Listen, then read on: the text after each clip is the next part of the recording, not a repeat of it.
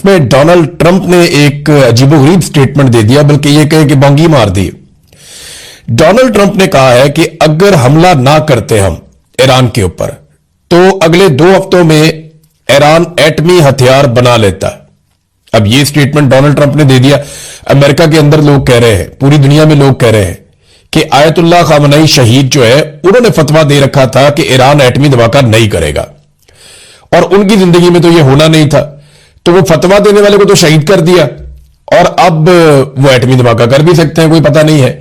और दूसरा, गुज़िश्ता साल 2025 में जून के महीने में अमेरिका ने B-52 बॉम्बर्स इस्तेमाल किए थे ईरान में, जो 200-300 मीटर तक नीचे जाके मारते हैं उनके बम, जमीन को फाड़ के अंदर जाते हैं। अब वो उन्होंने बम इस्तेमाल किए थे और ईरान की जो मिसाइल साइट्स हैं वहां पे बम्बारमेंट की थी, और उस वक्त डोनाल्ड ट्रंप ने यह ऐलान किया था कि अब ईरान एटमी धमाका नहीं कर सकेगा। हमने उनको बहुत पीछे धकेल दिया, अब वो कभी भी एटमी धमाका नहीं कर सकेंगे, ये डोनाल्ड ट्रंप ने उस वक्त कहा था। तो उस वक्त जो कार्रवाई की थी वो भी एक फेस सेविंग थी, वो मैं आपको बता देता हूं। उसमें भी ईरान का कोई नुकसान नहीं हुआ था, ना अमेरिका को कोई नुकसान हुआ था, बल्कि इस्राएली हमले के बाद जब ईरान ने वापस हमला किया तो फेस सेविंग के लिए अमेरिका बीच में आया, और अमेरिका को निकलने के लिए फेस सेविंग कुछ दोस्त ममालिक ने लेकर दी थी। तो इससे अमेरिका को कुछ नहीं मिला था, लेकिन डोनाल्ड ट्रंप ने तब भी झूठ बोल दिया था। और अब यह कह रहे हैं कि ईरान 2 हफ्तों के अंदर एटमी हथियार बना लेता अगर हम ये हमला ना करते तो। कभी एक स्टेटमेंट, कभी दूसरा, कभी तीसरा। अमेरिका के अंदर से जो लोग ब्रीफिंग लेकर निकल रहे हैं ना, जिनको इदारे ब्रीफिंग दे रहे हैं, अमेरिकी हुकाम जिनको ब्रीफिंग दे रहे हैं, वो सेनेटर्स भी या कांग्रेसमैन बाहर आके वो कहते हैं जी हमें कोई समझ नहीं आ रही, हमें ये समझा ही नहीं पा रहे कि ये हमला इन्होंने किया क्यों। इनके पास कोई एक प्रॉपर वजह नहीं है ये हमला करने की, और ये कोई जवाब फराहम नहीं कर पा रहे कि अब ये इन्होंने करना क्या है, और ना कोई आगे का प्लान है कि इन्होंने जाना किधर है। तो एक तो ये है। दूसरा देखिए, ईरान ने एक धमकी लगाई है। मैं बार बार चेन ऑफ कमांड की बात कर रहा हूं कि अमेरिका और इसराइल ये कोशिश करेंगे कि ईरान की चेन ऑफ कमांड को तोड़ा जाए। अगर वो उसको तोड़ने में कामयाब हो जाते हैं तो फिर एक बिखरी हुई फौज लड़ाई नहीं लड़ सकती। लेकिन ईरान ने खबरदार किया, उन्होंने कहा जी कि अगर आपने ईरान के अंदर रजीम तब्दील करने की कोशिश की तो उसके बाद जो हम हमला करेंगे वो हम किसी और जगह पे नहीं करेंगे, बल्कि जो इसराइल की एटॉमिक साइट्स हैं वहां पे अटैक करेंगे। जो जोहरी तनसीबात या जोहरी साइट्स जिन्हें आप कहते हैं, जोहरी मराकज के ऊपर अटैक कर देंगे। और यह बड़ी खौफनाक धमकी है। यानी वो कहते हैं कि अगर ईरान के अंदर आपने रजीम तब्दील करने की कोशिश की तो जो एटॉमिक साइट्स हैं इसराइल की, उस पर अटैक करेंगे, उस पर तो फिर इसराइल के बाद बचेगा ही कुछ नहीं। पूरे रीजन के अंदर एक ताबकारी पैदा हो जाएगी और बहुत बड़ा मसला जन्म ले लेगा। अब चीन ने सालसी के लिए हालात क्योंकि खराब हो रहे हैं, तो चाइना ने बात की है सऊदी अरब से, कतर से, बाकी मुल्कों से, ईरान के साथ भी उन्होंने बात की। तो चाइना अपना एक सालसी के लिए नुमाइंदा मिडिल ईस्ट में भिजवा रहा है ताकि सालसी की जाए और किसी तरह इस जंग को रोका जाए। सालसी इस बात पे भी हो जाए ना कि कम से कम ये लोग आपस में नहीं लड़ेंगे। अगर अमेरिका और इसराइल लड़ता है तो ईरान उसको जवाब दे सकता है, उनके अड्डों पे मार सकता है, लेकिन कम से कम अरब ममालिक और ईरान की आपस में लड़ाई नहीं होना चाहिए। ये चाइना की भी प्रायोरिटी है, ये ईरान की भी प्रायोरिटी है, और यही अरब हुक्मरान भी चाहते हैं। अब तक तो ऐसा है। अमेरिका इस लड़ाई को खींच के ना एक और तरफ लेकर जा रहा है। एक बात आप ज़हन में रखें कि ईरान ने यह बताया कि ना उन्होंने तुर्की के ऊपर अटैक किया, जो तुर्की के ऊपर एक हमला हुआ वो ईरान ने नहीं किया।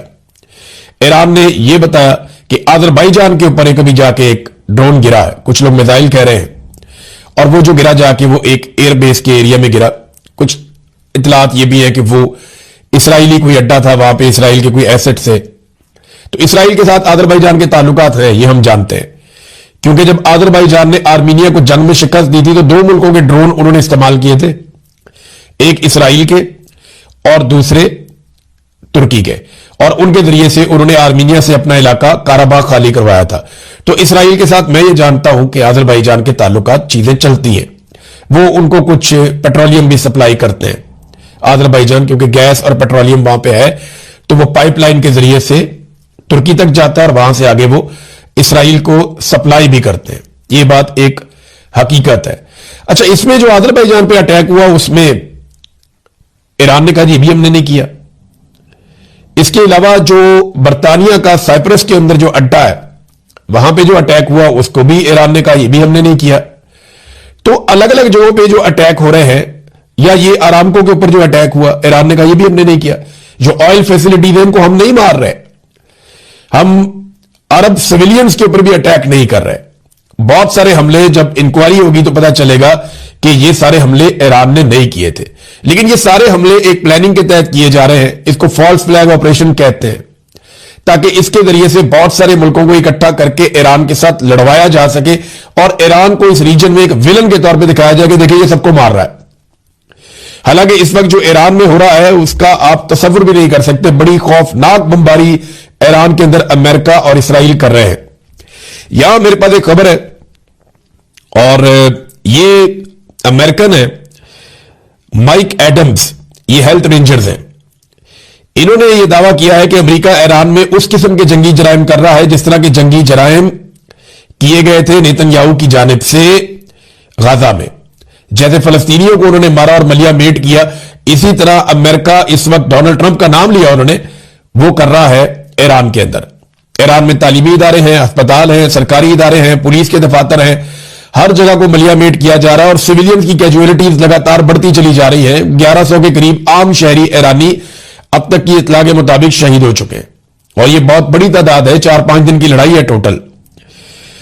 तो ये लगातार अमेरिका दबाव बढ़ा रहा है। अब लड़ाई जो थी ना, वो पहले जो ईरान लड़ाई लड़ रहा था, ये लड़ाई ईरान के जनूब में चल रही थी। यानी आप ये ईरान का नक्शा देखें ना, आप ये नीचे का सारा एरिया आप देख रहे हैं, ईरान के आसपास कौन कौन से मुल्क हैं। तो पहले ये लड़ाई नीचे जनूब की जानिब से चल रही थी, थोड़ा सा जनूब मगरिब की जानिब भी जाती थी। यानी इस लड़ाई में ईरान का मुकाबला था नीचे उन बेसिस से जो अमेरिका जनूब से ऑपरेट कर रहा था। यानी आप शुरू हो जाए ना नीचे ओमान से, आगे यूएई आ जाता है, कतर आ जाता है, सऊदी अरब आ जाता है, उर्दन आ जाता है, पीछे इसराइल आ जाता है। तो अमेरिका इस रीजन को इस्तेमाल कर रहा था। ईरान का सारा फोकस और लड़ाई यहां पे जनूब में थी, लेकिन अब यह लड़ाई शिफ्ट होकर मगरिब में और शुमाल मगरिब में चली गई। नादरीन, गुज़िश्ता 4-4.5 साल में अगर आप एस्टेब्लिशमेंट की सबसे बड़ी गलती निकालें तो वो मिसकैलकुलेशन है। यानी जहां पे भी इन्होंने कैलकुलेशन की वो गलत हो गई। एस्टेब्लिशमेंट की पहली कैलकुलेशन थी इमरान खान को निकालेंगे और मसला ही कोई नहीं होगा, लोग हमारे साथ खड़े हो जाएंगे। लेकिन रिजीम चेंज ऑपरेशन के बाद, बल्कि उससे पहले ही जब वो मुकम्मल नहीं हुआ था, तो लोग इमरान खान के साथ खड़े हो गए, तो मिसकैलकुलेट हो गया।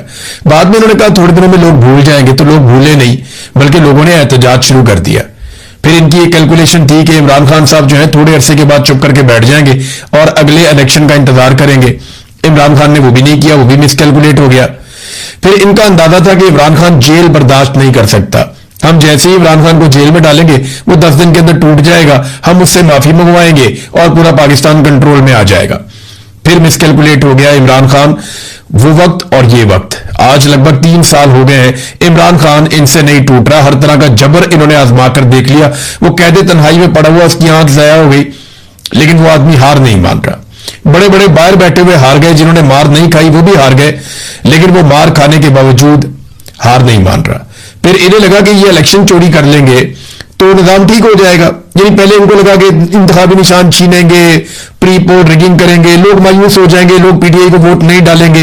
मगर इसके बरक्स लोगों ने निकलकर पाकिस्तान तहरीक इंसाफ को इतना वोट डाला कि रिकॉर्ड तोड़ दिए, और बाद में इन्हें जाली फॉर्म 47 जारी करने पड़ गए। तो एक और कैलकुलेशन पाकिस्तान की मिलिट्री एस्टेब्लिशमेंट की गलत हो गई।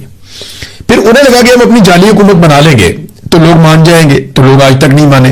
फिर इनकी कैलकुलेशन थी हम मईशत को ठीक कर लेंगे, वो भी ठीक नहीं हुई। फिर इनकी कैलकुलेशन थी कि आहिस्ता आहिस्ता लोग सब कुछ भूल जाएंगे, इमरान खान लोगों के दिमागों से मिट जाएगा, फिर वो कैलकुलेशन भी गलत हो गई।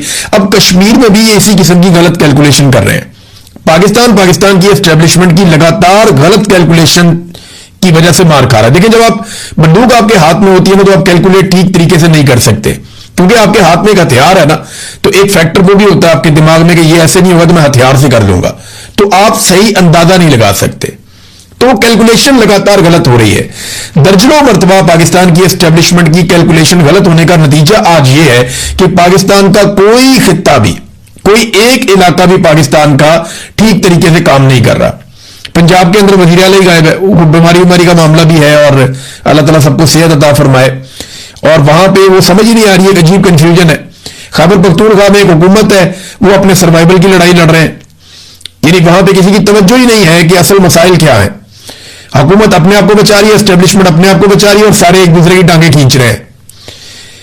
और हर कैलकुलेशन गलत होने का पाकिस्तान को नुकसान यह हुआ कि दहशतगर्दी बढ़ गई, मईशत तबाह हो गई पाकिस्तान की, सरमायाकारी पाकिस्तान में आना बंद हो गई, हर तरफ पाकिस्तान में मायूसी फैल गई, पाकिस्तानी जितने ज़हीन लोग हैं, बेहतर लोग हैं, वो पाकिस्तान छोड़ छोड़ कर बाहर जा रहे हैं, लोग अपना सरमाया पाकिस्तान से निकालकर दूसरे ममालिक में मुंतकिल कर रहे हैं। और पाकिस्तान ने इन्हीं गलत कैलकुलेशन का खुमियाजा ऐसे भुगता कि पाकिस्तान ने रिकॉर्ड कर्जे हासिल कर लिए। यानी जब से पाकिस्तान बना तब से लेके अब तक इतने कर्जे नहीं लिए जितने कर्जे इन्होंने ले लिए, बल्कि उससे भी ज्यादा कर्जे इन्होंने 4 साल में ले लिए। और पाकिस्तान में ना कोई डैम बना, ना कोई हमने इलाका फतह किया, ना कोई हमने बहुत बड़े झंडे गाड़े दुनिया में। मिसकैलकुलेशंस। और ऐसी ही मिसकैलकुलेशन इस वक्त पाकिस्तान की एस्टेब्लिशमेंट ने आजाद कश्मीर में कर दी। ऑफिसर्स की दफातर में बैठी हुई रिपोर्ट्स, उनकी बुनियाद के ऊपर उन्होंने फैसला किया कि ये ज्वाइंट अवामी एक्शन कमेटी को हम ताकत से कुचल देंगे, इसको कलअदम कर देंगे, इसके लोगों को गिरफ्तार कर देंगे, चंद लोगों को मारा जाएगा, लोग डर जाएंगे। लेकिन इस वक्त तक जब मैं आपसे बात कर रहा हूं, मिसकैलकुलेशन का जो नतीजा है वो रावला कोर्ट की सराउंडिंग में आपको दिखाई दे रहा है। यह सिर्फ एक एहतजाज के मनाजिर है जो लाइव कवरेज के साथ आ रहा है, और यह एक काफिला है, इसके अंदर हजारों लोग मौजूद हैं। जब रात के वक्त उन्होंने कहा जी अपने मोबाइल फोन की लाइटें ऑन करें, तो हर तरफ से ऐसा लग रहा था कि एक सैलाब है अवाम का, हजारों लोग हैं। और दूसरी तरफ इस तरह के 3 काफिले और मौजूद हैं रावला कोर्ट के इर्द गिर्द। तो रावला कोर्ट को तो घेरा हुआ है ज्वाइंट अवामी एक्शन कमेटी के लोगों ने, और कश्मीर की अवाम उनका साथ दे रही है। एक चीज और सबको याद रखनी पड़ेगी कि ज्वाइंट अवामी एक्शन कमेटी अभी तक कोई सियासी जमात नहीं है जो इलेक्शन लड़ने के लिए चली जाए। इस कमेटी में पाकिस्तान पीपल्स पार्टी, पीएमएलएन, पीटीआई, मजहबी सियासी जमातें, सारे लोग इस कमेटी को सपोर्ट करते हैं और वो बतौर कश्मीरी इसके अंदर हिस्सा लेते हैं। जब ये सियासत में आएगी तब आएगी, और पता नहीं आएगी या नहीं आएगी, लेकिन फिलहाल इनका तोती बोलता है वहां पे। और कश्मीरी सारे एक नुक्ते पे इकट्ठे हो गए हैं कि हमने पाकिस्तान की एस्टेब्लिशमेंट को मजीद हमारे रियासती मामलात के अंदर बेजा मुदाखलत की इजाजत नहीं दे रही। देखिए कुछ मामलात होते हैं, सिक्योरिटी के मामलात होते हैं, दिफा के मामलात होते हैं, आम तरीन मामलात होते हैं, उनमें आप इनपुट ले सकते हैं, बिल्कुल लेनी भी चाहिए। एक इंस्टीट्यूशनल एक मेमोरी होती है, आप उनको बुलाते हैं, उनसे आप पूछते हैं कि जनाब इसके बारे में आपकी क्या राय है, तो वो जो उनके पास पुराना रिकॉर्ड है उसके मुताबिक वो अपनी राय आपको दे सकते हैं। बिल्कुल उनका इतना इनपुट होना बहुत जरूरी भी है, और उन्हें तनख्वाह भी इस बात की मिलती है कि वक्त जरूरत उनसे पूछा भी जा सके, उनसे काम भी लिया जा सके। लेकिन जब वसाइल के मामलात के अंदर, ट्रांसपोर्ट के मामलात के अंदर, मजहब के मामलात के अंदर और बजट के मामलात के अंदर हर चीज के अंदर एस्टेब्लिशमेंट घुस जाती है ना, तो फिर लोगों के मसाइल हल नहीं होते, लोगों को लगता है कि कब्जा हो गया। अब ये मामला चल रहा है वहां पे। देखिए ये जो 12 महाजिरीन की नशिस्तें हैं ना, इसके ऊपर बहुत डिटेल में लोग बात कर रहे हैं कि ये नशिस्तें तो लाई गई थी मकबूजा कश्मीर के केस को उठाने के लिए कि हक खुद इरादियत देना है, पाकिस्तान ने भी और भारत ने भी, अक़वाम मुत्तहिदा की करारदाद है, तो उसके मुताबिक जो है वो सबको वोट का हक मिलना चाहिए, और कश्मीरी फैसला करेंगे कि उन्होंने भारत के साथ रहना है, पाकिस्तान के साथ रहना है, या अपना अलग मुल्क बनाना है। यही अक़वाम मुत्तहिदा के पास ऑप्शन यही है ना, और करारदाद यही कहती है कि कश्मीरी ही फैसला करेंगे अपने मुस्तकबिल का, ना भारत फैसला करेगा ना पाकिस्तान फैसला करेगा। तो इसलिए पाकिस्तान ने एक बड़ा अच्छा जेस्चर दिया था कि मकबूजा कश्मीर की 12 मुहाजिरीन की नशिस्तें रख ली थी पाकिस्तान में कि जनाब हम यहां पे जो असेंबली बनाएंगे इसके अंदर ये जो 12 नशिस्तें हुआ करेंगी ये नुमाइंदगी करेगी मकबूजा कश्मीर की। तो इसको बड़ा अप्रिशिएट किया गया था, नीयत बुरी नहीं थी जब ये काम किया गया। लेकिन हुआ क्या, वक्त के साथ साथ पाकिस्तान की एस्टेब्लिशमेंट ने इन सीटों को आजाद कश्मीर में हुकूमतें बनाने और गिराने के लिए इस्तेमाल करना शुरू कर दिया। यानी वो जो बंदूक आपने खरीदी दुश्मन के खिलाफ, वो अपनों के ऊपर ही तान दी गई। वो हथियार जिसे इंडिया के खिलाफ इस्तेमाल करना था वो कश्मीरियों के खिलाफ इस्तेमाल होना शुरू हो गया। अब ये 12 बंदे बाहर से जीत कर आते, इनमें से 8-9 बंदे जो है वो वजीर बन जाते, और आजाद कश्मीर का पूरा निजाम जो है वो एक ऑफिसर बैठ के, एक फौजी ऑफिसर बैठ के वो चला लेता था इन्हीं बंदों के जरिए से। जब दिल किया हुकूमत बना दी, जब दिल किया हुकूमत गिरा दी। तो ये एक बड़ा अलमिया था इन 12 नशिस्तों के साथ। तो लोगों को जब समझ आई, उन्होंने कहा कि ठीक है इनको हटा दें आप बीच में से, क्योंकि उनके जितने अवामी मुतालबात सामने आए ये नशिस्तें उनके रास्ते में रुकावट बन जाती थी, इन पे बैठे हुए गुजरा रुकावट बन जाते थे। वजह क्या थी इन्होंने कश्मीरियों से वोट ही नहीं लेना था। ये आजाद कश्मीर के लोगों से वोट नहीं लेते थे, ये तो लाहौर में, पेशावर में, ये इधर रावलपिंडी में, ये यहां से वोट लेकर आते थे ना। तो जब ये वोट यहां से लेकर आते थे तो इन्हें इस बात की कोई परवाह नहीं होती थी कि आजाद कश्मीर के लोग इनके बारे में क्या सोच रहे हैं। तो जो इन्हें हुक्म दिया जाता था ये अपनी वजारत के अंदर वही फैसला कर देते थे, वही नोटिफिकेशन जारी कर देते थे। तो आजाद कश्मीर के लोग सर पकड़ के बैठ जाते थे कि भाई इनको कैसे काबू करें। तो उन्होंने तंग आकर कहा जनाब ये सीटें खत्म कर दें, आप हमें नहीं चाहिए। अब इसका एक हल था बड़ा अच्छा, वो ये कि आप इन सीटों को बिल्कुल रखें, सिंबॉलिकली रखें कि जनाब ये सीटें मौजूद रहेंगी, ये असेंबली में आकर बैठेंगे भी, लेकिन हुकूमत बनाने में और हुकूमत गिराने में इनका कभी कोई किरदार नहीं होगा। हां, बैन अल-अक़वामी सतह पे जो जम्मू कश्मीर का मुकदमा है या मकबूजा कश्मीर के मामला है उनमें इनको आगे आगे रखा जाए, इसके ऊपर इंटेलेक्चुअल किस्म के लोग लाए जाए जो बैन अल-अक़वामी फोरम्स के ऊपर जाके कश्मीर के मसले को उठाएं।